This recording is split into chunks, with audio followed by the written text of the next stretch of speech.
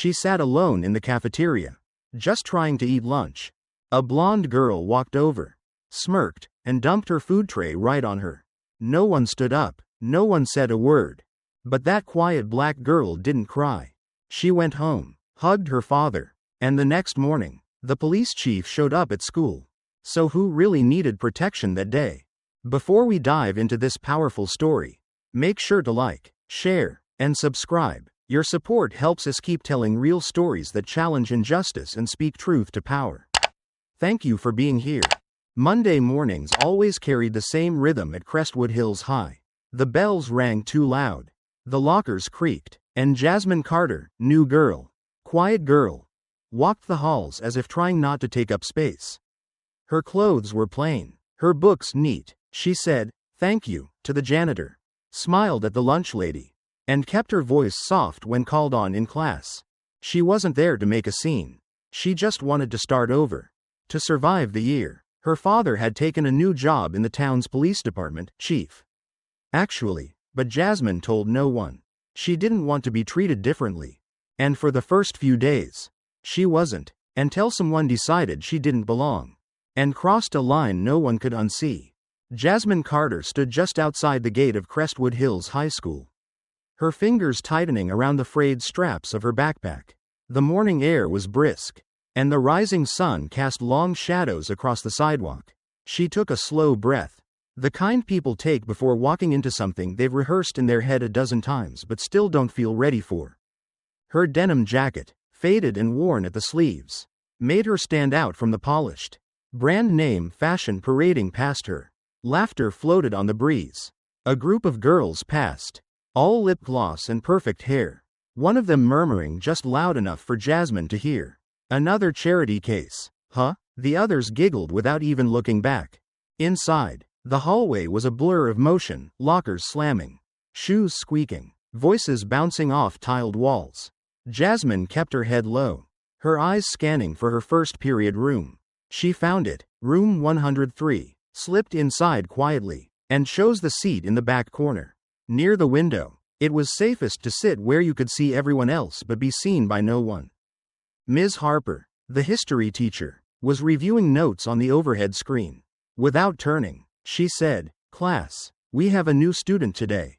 Jasmine Carter, please welcome her." The greeting was half-hearted, as if it were something she had to say, not something she meant. A few heads turned, one or two offered quick glances, but most didn't bother. Haley Brooks didn't glance. She stared. From her seat near the front, flanked by friends on either side, Haley turned slowly, taking her time to appraise Jasmine like someone inspecting something they didn't order. Her blonde hair was pulled into a perfect ponytail, her posture straight, her expression unreadable but calculated. It wasn't what she said at first that hurt. It was what she waited to say when Jasmine was called on to answer a question about the Civil War. Jasmine began carefully, offering a thoughtful point about the moral contradictions of the Confederacy.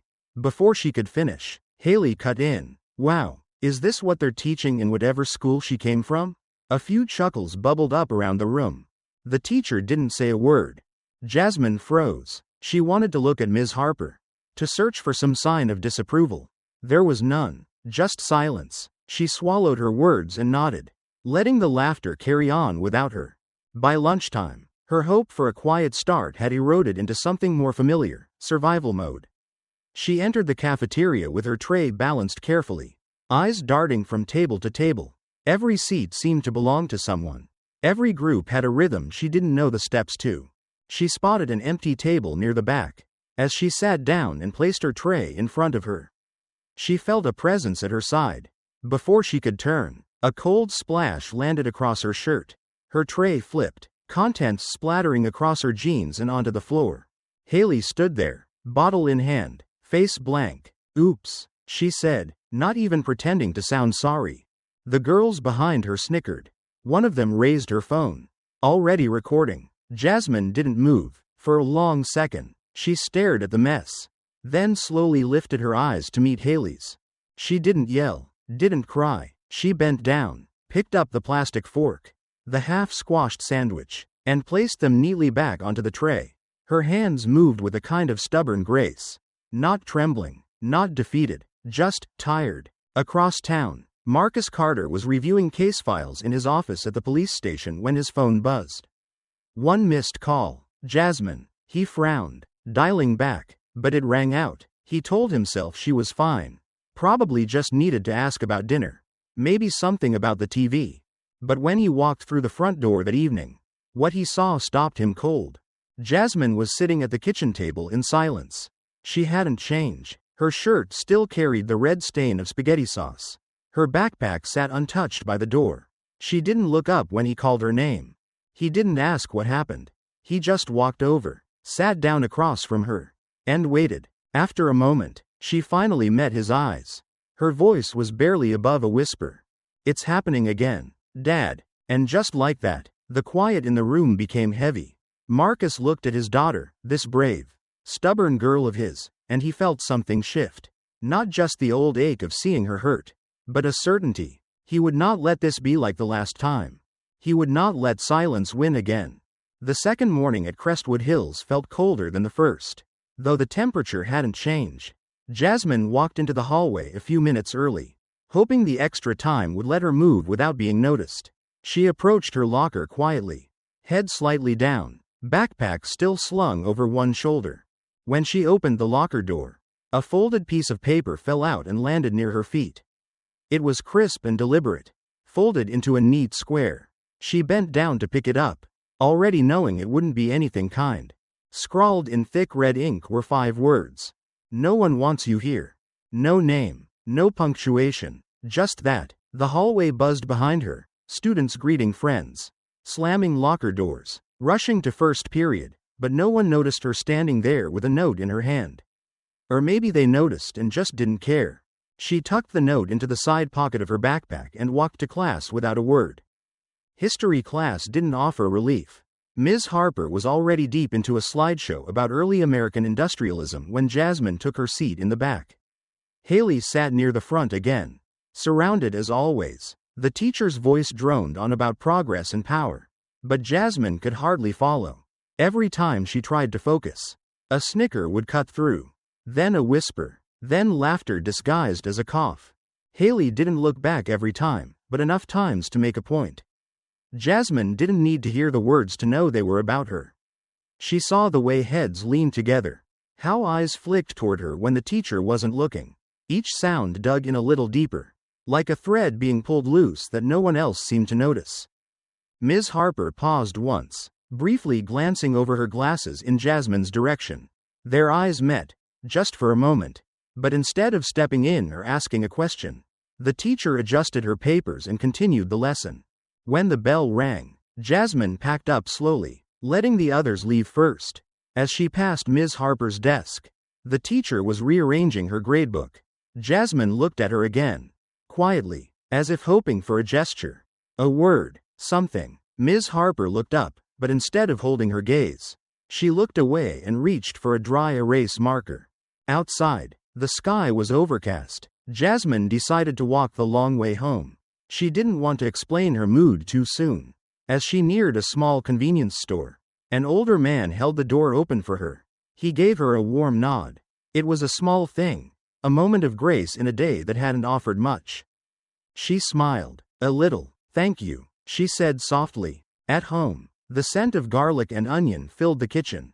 Marcus was at the stove, stirring a simmering pot of chili. He looked up when she walked in, smiling in that subtle, steady way he always did. "Hey, Jazz," he said. "How was day 2? She dropped her backpack by the door and gave a tired little shrug. "Fine," she replied. Her voice sounded almost convincing. They ate in near silence. Marcus told her about a call he'd gotten about a lost dog and joked about how he might be better off in animal control. Jasmine smiled politely, even laughed once, but something sat heavy behind her eyes. After dinner, as he started to clean up, he noticed she hadn't left the table. She reached into her backpack and placed a second note on the table. This one wasn't folded. The handwriting was larger, messier. It had a crude sketch drawn in the corner and a single phrase beneath it. "Black Barbie doesn't belong here." Marcus stared at it. He didn't say a word for a long time. Jasmine studied his face, searching for signs of anger or shock, but his expression stayed steady. Only his jaw clenched slightly. "Dad," she started. He raised a hand gently. "You don't need to explain." She waited for him to yell. He didn't. He just looked at the note one more time and said, evenly, "I'm going to the school tomorrow." That night, Jasmine went upstairs and closed her door. She sat on the edge of her bed for a while, shoes still on, fingers clasped together in her lap. Outside her window, the branches moved gently in the wind. She stood, walked to the window, and pulled back the curtain just slightly. Down below, her father stood in the backyard, phone pressed to his ear. He wasn't pacing or speaking with animated hands.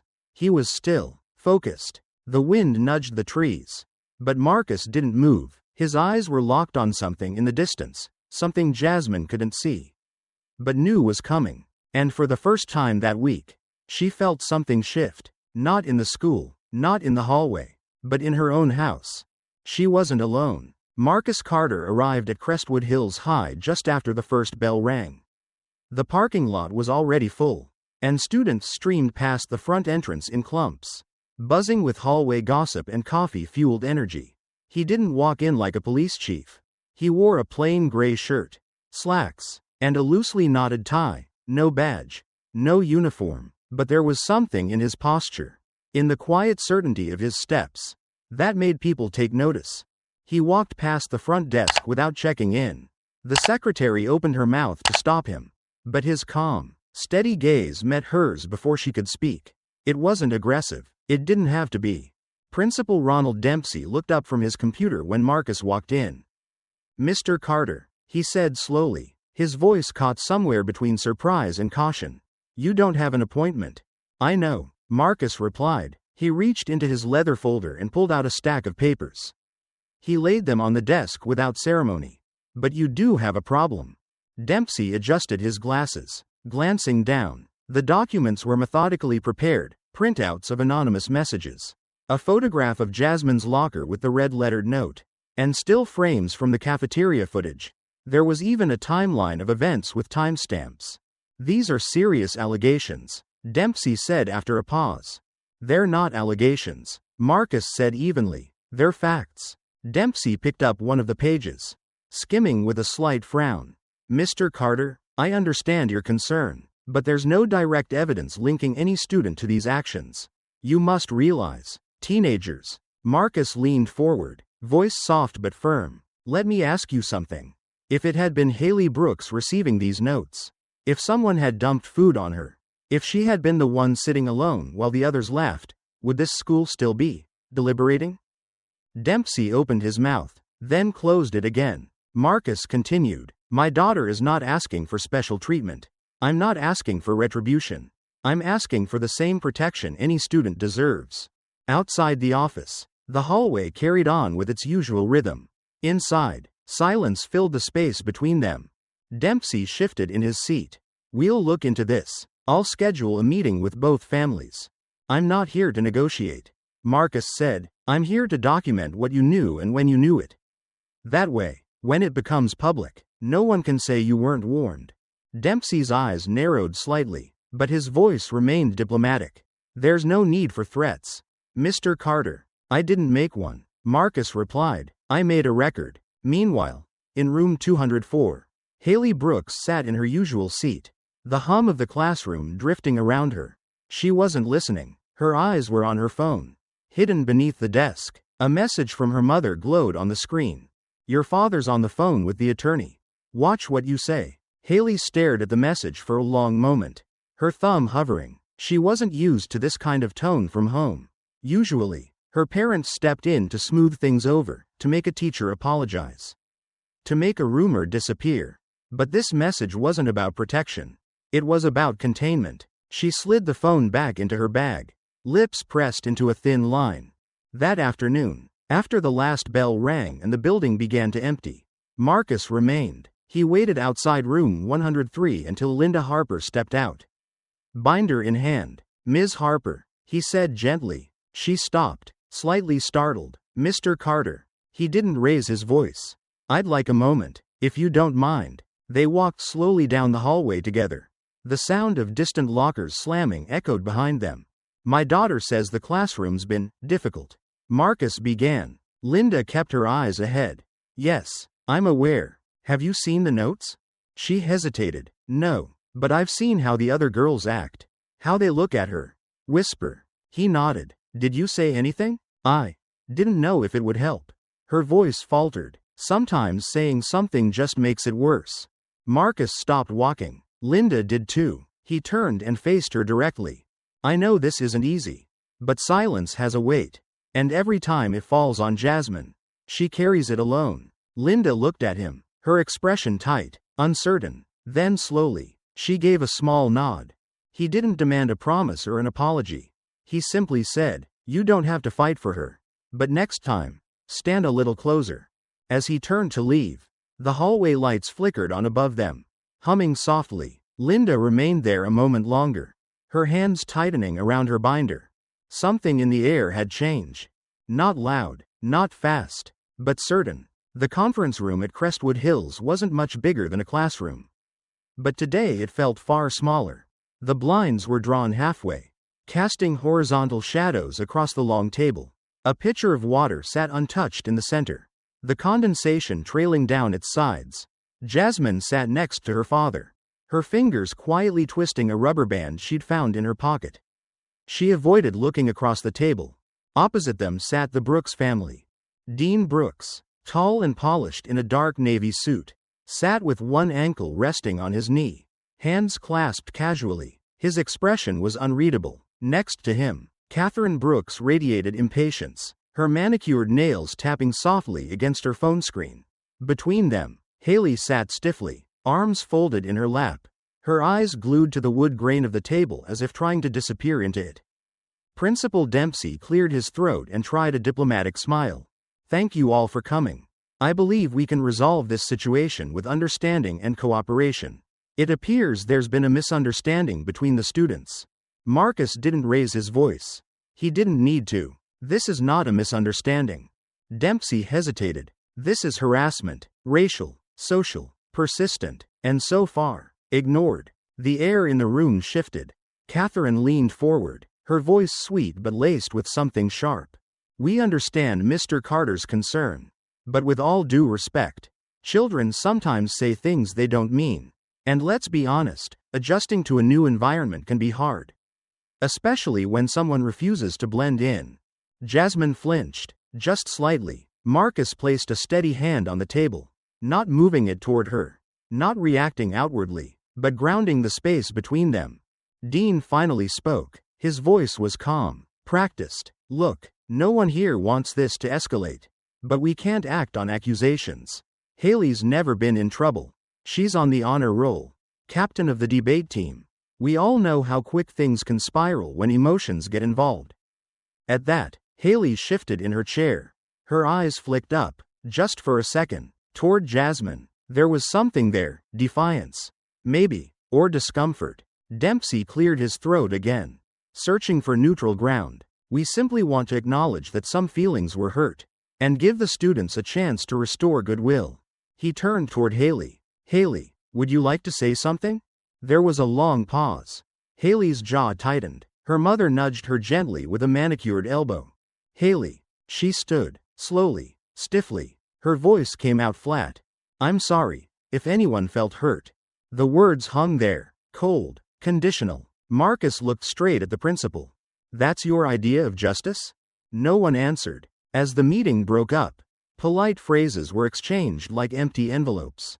The Brooks family rose together, a wall of coordinated fabrics and measured expressions. Catherine nodded once to Dempsey and breezed out the door. Dean paused to check his phone. Outside in the hallway, the sound of distant chatter from classrooms returned. The moment of forced civility was over. Jasmine stepped out, trying to steady her breath. She didn't see Haley until she was just a few feet away. The other girl had stopped, waiting. Her words were quiet, but sharp as a thorn. You think this little show makes you strong? Don't get comfortable. You won't be the hero in this story. Jasmine didn't flinch. She didn't smile. She didn't retreat. She simply looked back, steady and silent. That was what unsettled Haley most. A few feet away, unnoticed until that moment, Ms. Harper stood near the hallway bulletin board. She wasn't pretending to look at anything. Her hands were wrapped around the edge of her lesson planner, knuckles pale, as she watched the entire exchange unfold. She didn't speak, but she didn't look away. And Jasmine saw her. For a flicker of a second, something passed between them. Not rescue, not reassurance, but recognition. By the time Jasmine entered the cafeteria the next day, the air had already changed. The usual chatter was quieter. Students still moved from table to table, trays clinking and shoes squeaking on the tile. But there was a hum beneath it all. Attention. Word had spread fast about the meeting. The forced apology. The look on Marcus Carter's face that no one could quite describe, but no one forgot either. Jasmine walked slowly, tray in hand, eyes scanning the room. Most didn't meet her gaze. Some did, briefly, then looked away. She found a table near the back, again, and sat down, unfolding a napkin across her lap, just as her mother once taught her when she was small. A habit of control in an uncontrollable space. She had barely taken her first bite when the murmurs shifted. Haley Brooks had entered the cafeteria. She walked in later than usual. No grand entrance, no laugh echoing behind her like most days. But she still held her head high, shoulders back, the kind of poise that came not from confidence but from conditioning. Megan, Tori, and Paige trailed a few steps behind, no longer flanking her like shields but floating in orbit. Uncertain, Haley scanned the room. She knew exactly where Jasmine was sitting. She always knew. Without a word to her friends, she picked up her tray and walked directly to Jasmine's table. The room didn't go silent, but the volume dropped. Conversations slowed, movement stilled. Haley stopped across from Jasmine. "I just want to make sure," she said, her voice pitched louder than necessary, "that everyone here knows you can't fight your own battles. You hide behind your daddy's badge." It wasn't what she said. It was how she said it. Like a dare. Jasmine looked up. She didn't flinch. Her fork was still in her hand. But she set it down gently. Her fingers rested on the table, open, steady. Her eyes met Haley's, clear and unblinking. She spoke quietly, but every word landed. "I don't hide behind anyone. I don't need to." She paused. "You're the one who's afraid." There was a flicker in Haley's expression. Small, but real. "Afraid of what?" She shot back. Louder this time. Jasmine didn't raise her voice. "Afraid that someone can stand up to you. That someone won't bow just because your name gets whispered in the teacher's lounge." Around them, the silence took shape. A tray dropped 2 tables over with a metallic clatter. And no one even looked. Megan's eyes were on Jasmine now. Not in anger, not even in defense of her friend. Just watching. Jasmine leaned back slightly. Not smug, not shaken, just finished. "You keep telling yourself I needed someone to fight for me," she said, "but the truth is, you needed someone to make you feel important. And no one's buying it anymore." Haley stood still. For a beat, then another. But she didn't reply. Because there was nothing to say. Behind her, Paige looked away. Tori adjusted her tray, shifting her body slightly toward another table. Megan didn't move at all, but she didn't move closer to Haley either. Haley's lips parted like she might say something more, but instead, she turned and walked away. Not rushed, not humiliated, but not in control, either. And that was what mattered. Jasmine didn't watch her leave. She picked up her fork again, took a bite of cold pasta, and swallowed without expression. Somewhere across the room, someone whispered, "Finally." And it wasn't cruel. It was something closer to awe. Jasmine didn't rush as she rose from the lunch table. Her hands stayed steady as she gathered her tray.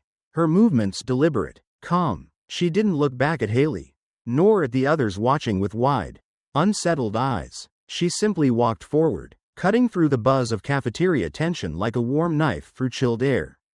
She passed Haley without flinching. No glance, no sneer, no validation. Just walked past her like someone who had already made peace with the war. It was quiet defiance, and in that moment, it made more noise than anything Haley had said. As Jasmine neared the exit, Megan stood from her spot at the table where she'd once sat loyally beside Haley. They locked eyes. Jasmine didn't expect anything, but Megan gave a small nod. It wasn't an apology. It wasn't a declaration. It was acknowledgement that she'd seen, that she'd heard, and that maybe she wasn't proud of where she'd stood before. Jasmine returned the nod, subtle, almost imperceptible. Then she pushed the door open and stepped into the hallway. Outside, the hallways were alive with low murmurs and sidelong glances. What had started as whispers in corners now rippled outward. A video was already making its rounds on the school's unofficial student network, an anonymous clip of Jasmine standing up in the cafeteria. Eyes steady, voice even. It wasn't polished or edited, just raw. The caption under the clip read, "Being loud doesn't make you strong." No one knew who posted it. No one claimed to be the one holding the phone. But within minutes, it had traveled beyond classrooms and locker rows. The comments weren't cruel. For once, they were quiet, respectful, curious. By mid-afternoon, the usual noise in the hallways had changed. Laughter sounded more cautious, conversations more measured. Something had shifted, not just in students, but in the walls themselves. Upstairs, in the administrative wing, Principal Dempsey sat behind his desk, stiff and unsmiling. His computer screen glowed faintly with alerts and emails pouring in from parents, from staff, from the school board. Marcus Carter sat across from him, arms crossed, gaze unwavering. "We need to manage how this incident is being perceived," Dempsey said carefully. "The video has created confusion. We want to make sure the school's reputation remains intact." Marcus leaned forward slightly, voice low. "You think the problem is the video?" Dempsey hesitated. "No, I'm saying the way this spread, the narrative." Marcus cut in, his voice calm, controlled. "I've never asked anyone to change the story, only to stop pretending there wasn't one." Just then, the office door opened. Linda Harper stepped inside. She wasn't invited. She didn't wait to be. She walked up to the principal's desk and placed a document down in front of him. Dempsey looked at the paper, confused. "What's this?" "An incident report," she said. "Haley Brooks. Verbal harassment, ongoing misconduct. And this time, I'm signing it." The room went still. Dempsey blinked. Harper didn't waver. "I should have done it earlier," she added, "but late is better than never." Marcus turned to her, his eyes softening for a moment. Harper gave him a nod, then turned and left without waiting for permission. The quiet left behind her had weight. That evening, long after the last bell, Jasmine lingered in Ms. Harper's classroom. She had stayed behind to help erase the board, to put away stray folders. The air in the room was warm with the late-day sun slipping through the high windows. As Jasmine gathered her things, something on the board caught her eye. Just above the clean stretch of chalk dust, someone had written in pale cursive, barely visible, "Courage doesn't mean you're not afraid. It means you keep going, even when you are." She didn't know who had written it. Maybe Harper, maybe another student, but Jasmine read it again before turning out the lights. And for the first time since she arrived at Crestwood Hills, she didn't feel like a visitor in someone else's school. She felt like someone who belonged. A week had passed, and Crestwood Hills felt quieter in a way Jasmine couldn't quite name. The walls still echoed with chatter. Lockers still slammed. Bells still rang with mechanical precision. But something had shifted. It wasn't applause or praise that followed her. There were no cheers, no high fives in the hallway. But there was a softening. Students who once walked by her like she was invisible now met her eyes. A few offered nods. One boy in her history class, who'd never spoken to her before, handed her a sharpened pencil when hers broke. It was small, but it was something. She was invited to sit with the art club during lunch. And she did. They didn't ask her to retell the story. They just made room. A younger girl from the freshman wing, maybe no older than 14, stopped her by the water fountain and whispered, "Thank you for saying what you said. I didn't know we were allowed to." Jasmine didn't know how to respond. She simply smiled and said, "You are." Still, she moved through the days carefully. Respect had not replaced caution. It merely softened its edges. She was still the new girl. Still different. Still carrying a name that carried weight, but now, that weight didn't crush her. For Haley, the weight had shifted too, but it pressed down in other ways. Her hallway walks, once choreographed with glances and whispers and confidence, now felt exposed. People didn't stare, they didn't gawk, but they didn't smile either. Friends who used to flank her now lagged a step behind, unsure whether standing beside her still held value. Megan hadn't spoken to her since the lunchroom, and Haley hadn't reached out. In class, She stopped raising her hand. Her folders remained closed. Teachers began to notice the silence. But no one addressed it aloud. They let it settle, unsure of what would happen if they stirred it. In the locker room after PE, Haley sat in front of the long mirror above the sinks. Her gym shirt was creased. Her ponytail slightly messy. She didn't fix it. She simply stared. For the first time in a long while. Her face was bare. No mascara. No gloss. Just her. The mirror gave nothing back. Not comfort. Not cruelty. Just reflection. She studied herself. Not in search of flaws, but in search of something she hadn't had to look for before. Without the followers. Without the spotlight. Without the whispered fear she used to command. Who was she? The silence around her was not the kind Jasmine had endured. It wasn't indifference. It was withdrawal. That night, Marcus picked Jasmine up from a student council info meeting. She sat beside him in the passenger seat, her folder resting on her knees. Outside, the last of the sunlight hung low over the town's rooftops, coloring everything in gentle gold. They didn't talk much on the ride. The radio played quietly until Marcus turned the knob slightly, just as a familiar voice came on. It was a local broadcast, one of those evening shows that talked about schools, youth, and the state of the town.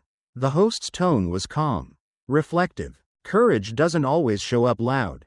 Sometimes it speaks when others stay silent.